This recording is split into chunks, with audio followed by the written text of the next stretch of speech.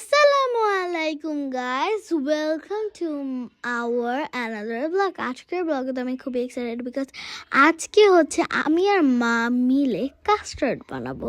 আমি তো একা পারবো না, সো মাকে বললাম যে আমাকে একটু হেল্প করো প্লিজ। পরে মা বলে আচ্ছা ঠিক আছে। তো এখানে হচ্ছে কাস্টার্ড বানানোর জন্য যেগুলো লাগবে সেগুলো আমি আপনাদেরকে দেখিয়ে দিলাম। আর এখানে একটা মজার ঘটনা হয়েছে। আমি ভেবেছিলাম যে আমি অ্যাপেলটা সুন্দর করে স্লাইস করে কাটতে পারবো, কিন্তু লাস্টে আমার সাথে গাইস দেখেন, লাস্টে আমি পারিনি। লাস্টে আমাকে মা হেল্প করেছিল, কিন্তু আমি অনেক ট্রাই করেছিলাম গাইস। দেখেন মানে এই নাইফটা না, এই এই যে অ্যাপেলটা এত শক্ত ছিল যে এই নাইফটা ভিতরে যাচ্ছিল। আপনারা দেখেন পুরা নাইফটা দেখেন লেগে আছে অ্যাপেলের সাথে। আর তাও আমি বলছি না আমি পারবো। কারণ যখন একটু একটু স্লাইস হচ্ছিল আমার কনফিডেন্স বেড়ে যাচ্ছিল যে পারবো।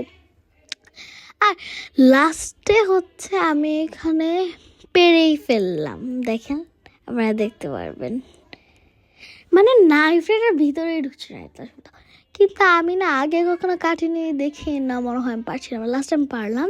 আর এখানে হচ্ছে সব ফ্রুটসটা কেটে নেওয়া শেষ। আর অ্যাপেলটা কিন্তু হচ্ছে মা কেটেছিল, আমি ট্রুটাই বললাম।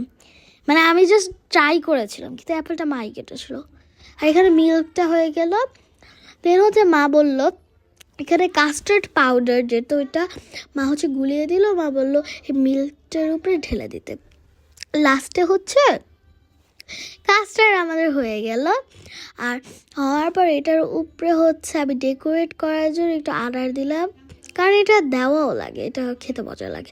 তারপর আছে টেস্ট করে টার্ড, এটা আবার তো খেতে অনেক মজা লেগেছিলো। সো আই হোপ আপনার ভিডিওটা এনজয় করছে। Bye bye guys.